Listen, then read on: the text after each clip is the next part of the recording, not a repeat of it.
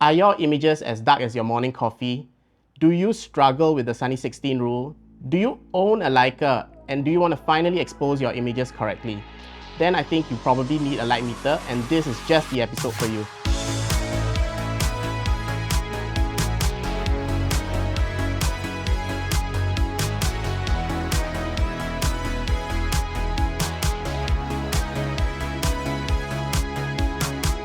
So our friends from AstrHori, they sent us this new light meter.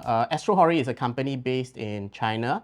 So they sent us this new light meter. It's the XH2, so don't confuse it with the Fujifilm XH2. I'm going to do a quick unboxing right now. So it comes with this manual that's written both in, I suppose, Mandarin and English. This light meter, it requires specific button presses, so make sure you read the manual. This is the light meter itself. It's super sleek, super nice. And of course, we have a charging cable. So without further ado, let me just explain to you a little bit about the different kinds of light meters out there. So firstly, I think you might be wondering who these light meters are for. If you own a camera such as me, I own a Rollei 35. It has a built-in light meter, but it's not very accurate. Or if you own cameras that have no light meters at all, such as a RB67, then a light meter, an external light meter, is very useful for you. There are two main kinds of external light meters. There's the reflective light meter such as the XH2, and then there's the incident light meter such as this Sekonic one. So an incident light meter just measures the amount of light that falls on the subject if I'm the subject in this scene. Reflective one just measures how much is reflected off me. So each light meter has its own pros and cons. You should choose which light meter you use depending on the situation. But if you're guessing your exposure, or you have a very old manual camera and you're really not sure about an exposure, using an external light meter such as one of these would actually help you nail the exposure a bit more accurately so your images turn out a bit better.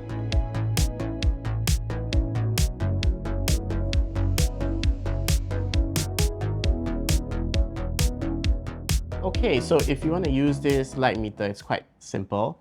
It has a USB cable slot at the back, so just make sure you fully charge it.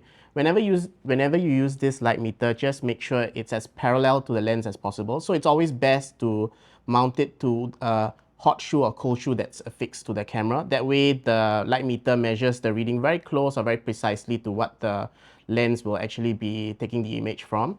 I'll go through the details about how to exactly use the light meter a bit later on, but just make sure you angle it correctly. Don't have any like parallax errors or too much angulation so that you meter the scene as close as possible. So I don't think I've covered how small the light meter actually is. So this is a 35mm roll, and if I remove it, you'll notice how small the light meter is. This is a side-by-side for comparison. When we switch it on, it's very simple. Just press the dial here. It doesn't really switch off. It's always in this kind of like standby hibernation mode. The first number you see on top actually measures the light value of the scene. So if your vintage camera doesn't have like proper aperture or shutter speed stops and you have to meter by using the EV values, this light meter is perfect for you. The top number represents the shutter speed. The bottom number obviously represents the aperture. The number below that, the 400 here in this case, represents the ISO of the film. Okay, the fact that we are currently in aperture priority mode now is denoted by the fact that there's a letter A. And if you notice that there is this arrow here, it just means that the light meter is continuously reading the light here. So if you don't want to enable that, all you have to do is long press this button and that arrow will disappear. So now the camera will only meter the scene if I put something in front of it or press the button rather. Okay. To change the shutter or aperture, all you have to do is move this dial. So as I change the aperture here, it will move the dial. If I want to convert it to shutter priority, all I have to do is double press this quickly. And then now I'm in shutter priority mode. So I'll just change the shutter speed and the light meter will compensate by adjusting the aperture accordingly. Then you would just input these values in. Let's say, for instance, you wish to change the ISO of the film. You double press again, but you hold your second press of the button for a bit longer. So I'm going to do that. And you'll notice the arrow, it goes straight away to the ISO number. Then with that, I'm just going to switch it to 800 because we're going to be shooting Fujifilm Instax film. Another thing you could do is exposure compensation. So you'll double press again and you'll hold even longer and the arrow will move to the top. So you can choose the level of exposure compensation you wish to do. You can plus or minus. So I'm just going to move it out of that. and we're gonna go out, shoot this light meter, and let's see what images we get and how well it exposes. All right, so the accuracy of a light meter, I guess, is the most important. So we're gonna compare it to other light meters that we have. I'm gonna use an app on my phone to compare it with that, and I'm gonna also use an external light meter such as the Sekonic here. Okay, so this is how we're gonna test the light meter. It's quite simple actually. So I have my instant camera here, I have my RB set up, I have this scene in front of me, we have the AstrHori light meter here. What I'm going to do is take an initial value, then I will shoot one image, I will keep that aside, I'll write down that this was taken with the AstrHori. Then I'll meter the scene again using my phone app. We will change the settings on the camera, take another image. Then lastly, I'll use the Sekonic meter and take a third image. So for every scene, we'll try to take 3 images, and then we'll compare the images and see which light meter seem to have exposed the best. And I think after that, you can come to your own conclusion to see how accurate the AstrHori meter is. We will show you the photos after this, but before I show you the photos, a word from our sponsors. Funding for Midlifers was provided by AstrHori, the sponsor of today's video. From light meters and lenses to camera tools and accessories, AstrHori is the all-in-one brand to make beautiful images and run your online photography business. Okay, but in all seriousness, they didn't really sponsor this video. Our friends just sent us this light meter, we're gonna test it out. But of course, if you want to sponsor our videos, just reach out to us. Alright, so I think you enjoyed our ad.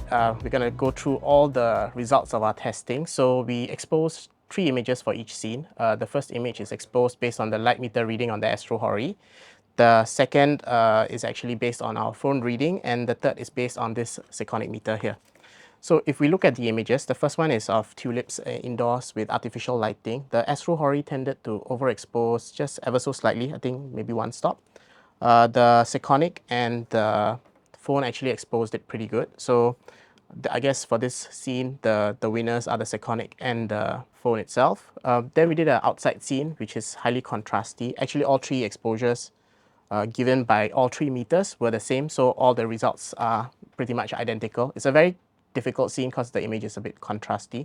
Or rather, the highlights and the dark areas are a bit contrasty.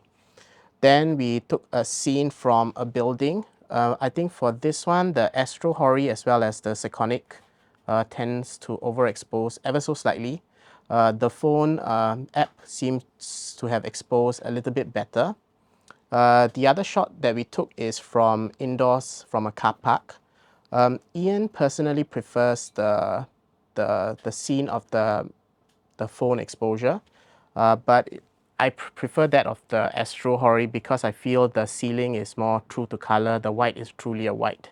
Whereas on the phone meter, it looks a bit more darker. I don't know for what reason, but the Sekonic overexposed everything way too much.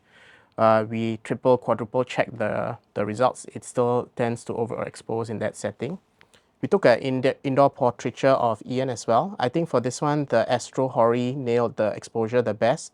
Ian's background is actually supposed to be white in color, and I think this is the most accurate that we have. The phone tends to underexpose ever so slightly, and I don't know for what reason, but the Sekonic, once again, even though quadruple checked, tends to overexpose. The last is an indoor scene in, I guess, tungsten light, and you can see that the AstrHori and the Sekonic tends to overexpose just by 1 stop. The phone itself, it underexposed, or rather it exposed correctly, so I think the image looks a bit better. Overall, I think all the readings were within 1 stop of one another. We're testing this on, of course, instant film, so the dynamic range is a lot lower. But honestly, had you been shooting on color negative film, this 1 stop extra of light actually would have made 0 difference. Actually, that 1 extra stop of light may expose your color negative a little bit better. So I think overall, if you use your phone or if you use this AstrHori light meter, I think it's more or less the same. So what I was impressed about this is that it's very sleek, it's very compact. It's the size of a 35mm film canister. It's super easy to use. It's just a dial and this 1-click button. It came charged with 4 bars of power. It's been a week, it's still at 4 bars of power. So I think the power reserve is actually quite great. Metering wise, accuracy wise, it tends to overexpose ever so slightly, 1 stop maybe. But I don't think that will be a major issue. It is also very handy and easy to use. Okay, so you just put it on, It's not as cumbersome as an external light meter. It's not as big and heavy. You don't have to like pull it out of your pocket and then possibly miss your moment. So these are the things I really love about it. The build quality wise, it's really is housed in metal. I'm not really a fan of those 3D printed light meters that you get for cheaper. So this I think should last a lot longer. It also has this black colorway that we received. I think it will match perfectly with any of your vintage cameras actually. Analog mediums like this, they are very nice to fiddle with, and I think the dial, the friction, all that was really thought out pretty well. Okay, so the things I dislike about this, I do wish that it came with a user replaceable battery. I think it would be great if the hot shoe or cold shoe could be moved around, because some cameras have different positioning, so this might not fit in every camera. Other than that, I really have no qualms or complaints with this. The LED screen is very, or OLED screen is very bright. Even outdoors, you can see it quite clearly. Okay, so I guess the last question is it worth it? I think for $79 US is going to be well priced. I think it's a worthwhile buy, especially if you have a vintage camera whose light meter isn't working. The price of it, if you think about it, it's probably like 3 or 4 packs of film plus development.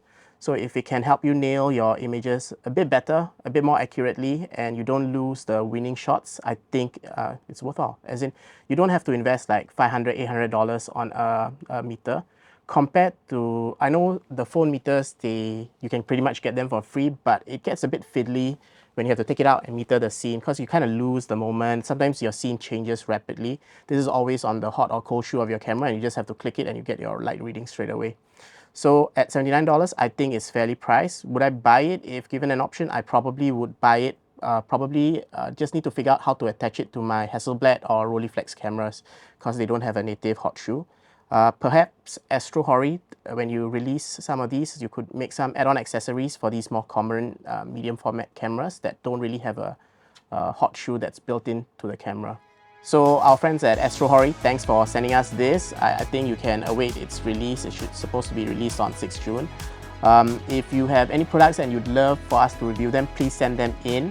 For our fellow viewers out there, I hope you enjoyed this episode, and I hope this episode helps you decide whether this is the right light meter for you. If you love this episode, please remember to like and subscribe, and I'll see you in the next episode of Midlifers.